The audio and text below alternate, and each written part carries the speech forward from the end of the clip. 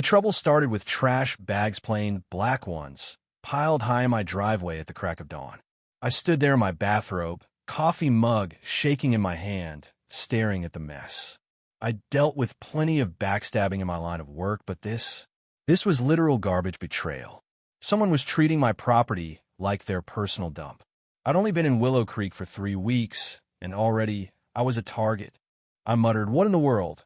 as I edged closer, the stench of rotting trash juice hitting me like a punch. With the toe of my slipper, I nudged a bag. It tore open, spilling drywall chunks, paint chips, and broken tiles across my pristine concrete. I sighed, went inside to swap my robe for work clothes, and grabbed gloves. 10 years running Green Wave Waste Management, and here I was, sifting through garbage in my own yard. The irony wasn't lost on me. As I sorted the mess, a voice called out, "Hey, new neighbor, someone left you a welcome gift."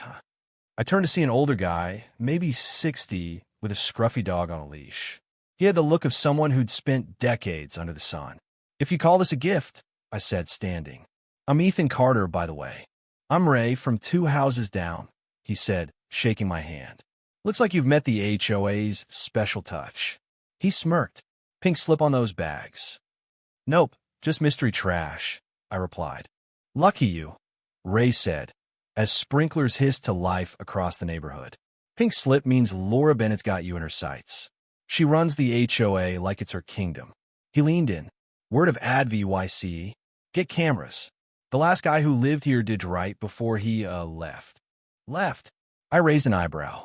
"Dropped dead," Ray clarified. "Heart attack after a nasty HOA meeting."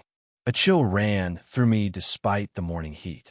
As Ray walked off, I spotted a white SUV with Willow Creek HOA security on the side cruising by. It slowed in front of my house, then moved on. Back to the trash, I found a manila envelope tucked under a bag, labeled Renovation Approval Bennett for 72 Maple Lane. Inside was HOA paperwork for a kitchen remodel, signed by Laura Bennett, HOA president. Well, wasn't that a coincidence?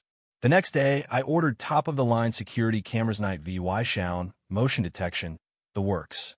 I was halfway up a ladder installing one when I heard heels clicking on concrete. "Excuse me, what do you think you're doing?" A woman in her 50s stood at the edge of my driveway, arms crossed, glaring. Her perfect hair and tailored outfit screamed, "I'd like to speak to your manager."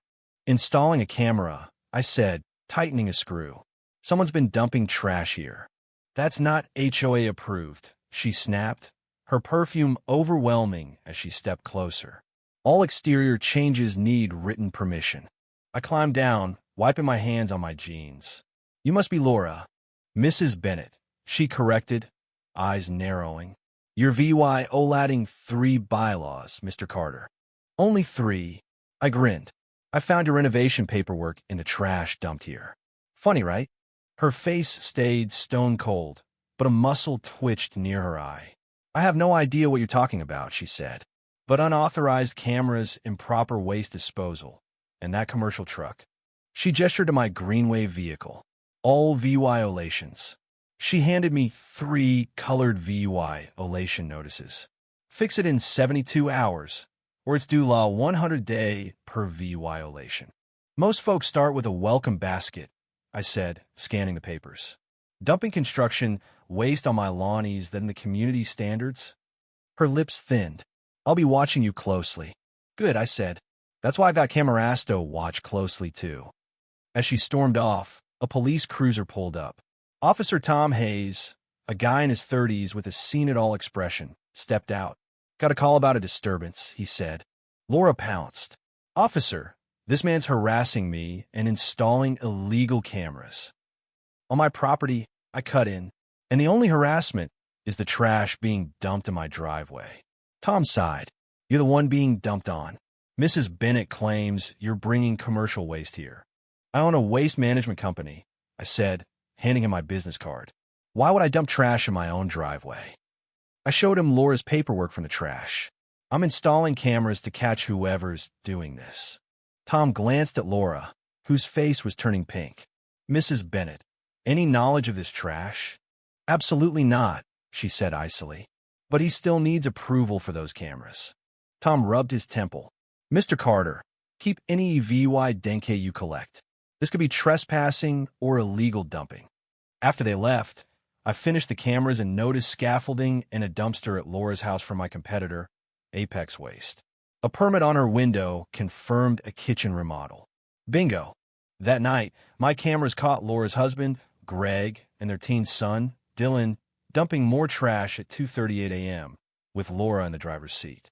Gotcha, I whispered, texting my buddy Nate, my business partner. Time for a dumpster big one, front lawn. Dumbest or smartest move ever? Nate asked as we positioned a massive green wave dumpster on my lawn, perfectly legal, but an eyesore. I'd filed all the paperwork, citing cleanup after illegal dumping incidents. Within hours, my contractor buddy, Luis, arrived. So, fake a big renovation, but keep it legal? He asked, grinning. Petty, but I'm in. By noon, scaffolding was up, power tools buzzing. At 12:45, Laura's SUV screeched to a stop. That monstrosity cannot be on your lawn, she shrieked, pointing at the dumpster. Actually, it can, I said, sipping coffee. All filed with the county and HOA. You opened the email yesterday at 3:42 p.m. Her face flushed. This isn't appropriate for our aesthetic. Neither's dumping trash on my property at 2:38 a.m., I said. I've got HD VY Deo. Want to see it? Or should I show Officer Hayes? Her mouth opened, then shut. This isn't over, she hissed. Hope not, I said cheerfully. I'm just warming up. An emergency HOA meeting was called, clearly targeting me with new bylaws banning VY Cybele dumpsters and commercial vehicles. I brought my lawyer friend, Emily Chun, to the packed community center.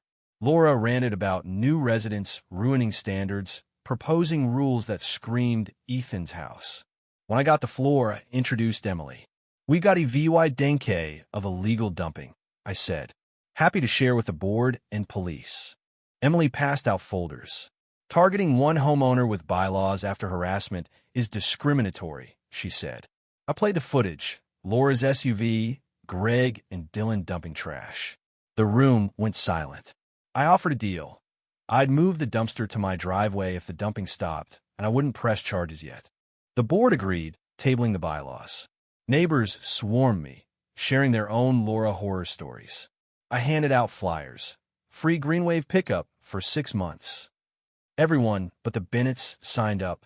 A week later, Nate called. EPA inspectors here. Anonymous complaints about our waste handling. I gave Inspector Carver the tour. Our facility was spotless. Not what I expected, he admitted. The complaints? Hazardous construction waste, like asbestos. Funny, I said.